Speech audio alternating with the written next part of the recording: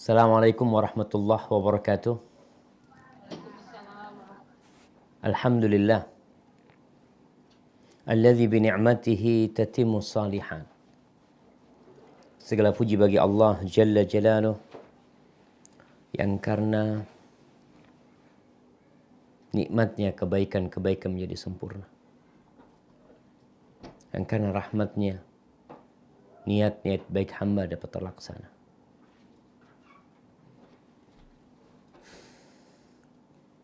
Semua kondisi yang menyenangkan, semua cita-cita yang tercapai, semua keindahan yang kita rasakan, itu adalah karunia Allah Jalla Jalaluh. Dan semua keburukan yang menimpa kita, semua peristiwa menyakitkan yang hampir sering kita dapatin, itu karena dosa-dosa kita. Semoga Allah mengampuni dosa-dosa kita. Dan semoga Allah Jalla Jalaluh membimbing kita untuk dapat meninggalkan dosa, berebut pahala dan keridhaannya. Allahumma salli wa sallim ala hadzal nabiyil karim wa ala alihi wa ashabihi ajma'in. Amma ba'd. Ahibati fillah, hari ini hari Rabu, tanggal 29 Jumadal Akhirah 1440 Hijriah, yang bertepatan dengan tanggal 6 Maret 2019. Kita kembali belajar, menggali iman dan ketakwaan dari perjalanan hidup Nabi kita Muhammad sallallahu alaihi wasallam, yang sepanjang hidupnya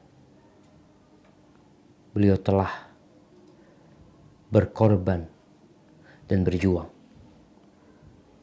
demi memberikan contoh dan tauladan kepada umat manusia. Kita telah sampai kepada pembahasan tentang hijrahnya Rasulullah sallallahu alaihi wasallam. Kalau antum berbicara hijrah, maka Nabi pun telah hijrah. Kalau antum berbicara suka duka dalam berhijrah, maka hijrah Nabi alaihi salatu wasallam lebih penuh suka dan duka.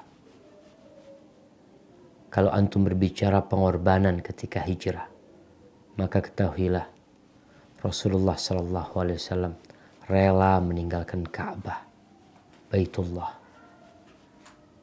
rela meninggalkan Mekah, Al-Haram, negeri yang suci, demi sesuatu yang lebih indah. Walaupun semuanya diperlukan niat yang benar, penunjuk jalan yang mahir, serta sohib yang seia sekata, yang satu hati, yang harus kita cari dalam menemani kita di perjalanan hijrah kita. Setelah banyak pelajaran penting dari hijrahnya Nabi SAW, kita masuk kepada hikmah atau pelajaran ke-14. Bagi yang mungkin belum menyimak pelajaran yang sebelumnya, silahkan disimak di kajian yang sebelumnya. Yang jelas semuanya pelajaran itu kita perlukan di masa sekarang ini, yang penuh dengan fitnah, yang iman kita digoyahkan, yang tauhid kita hendak dirusak, yang akidah kita hendak dicemarkan oleh tangan-tangan tersembunyi dan tangan-tangan nyata yang hari-hari menyingkap jati diri mereka. Nah, silakan dibaca. Fikih Sirah Nabawiyah karya Profesor Dr. Zaid bin Abdul Karim Az-Zaid Hafizahullah. Bab hikmah pelajaran yang bisa dipetik dalam ayat Quran Surat At-Taubah ayat 40.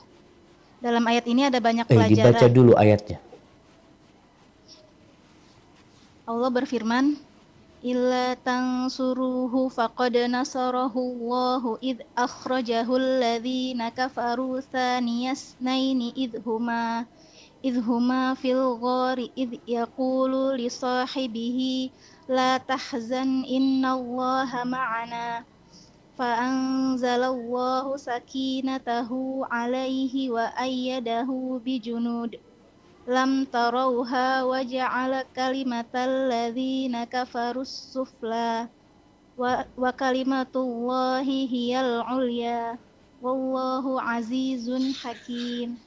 Jikalau kamu tidak menolongnya Muhammad, maka sesungguhnya Allah telah menolongnya, yaitu ketika orang-orang kafir musyrikin Mekah mengeluarkannya dari Mekah, sedang dia salah seorang dari 2 orang ketika keduanya berada dalam gua. Di waktu dia berkata kepada temannya, janganlah kamu berduka cita, sesungguhnya Allah beserta kita. Maka Allah menurunkan keterangannya kepada Muhammad dan membantunya dengan tentara yang kamu tidak melihatnya. Dan Al-Quran menjadikan orang-orang kafir itulah yang rendah, dan kalimat Allah itulah yang tinggi. Allah Maha Perkasa lagi Maha Bijaksana. Surat Al-Taubah ayat 40. Nah, ketika diterjemahkan fa'anzalallahu sakinatahu alaihi, kemudian Allah menurunkan ketenangannya, sakinahnya alaihi, atas dirinya. Kemudian di terjemahannya disebutkan yakni atas Muhammad sallallahu alaihi wasallam. Itu akan dibicarakan nanti. Apakah atas Nabi atau kepada Abu Bakar Siddiq radhiyallahu taala anhu? Karena Nabi udah tenang. Yang belum tenang itu Abu Bakar. Sehingga bagaimana Allah menurunkan ketenangan kepada Abu Bakar agar dia tidak lagi berduka cita, tidak lagi bingung. Urusannya sudah selesai. Allah yang akan menanganinya.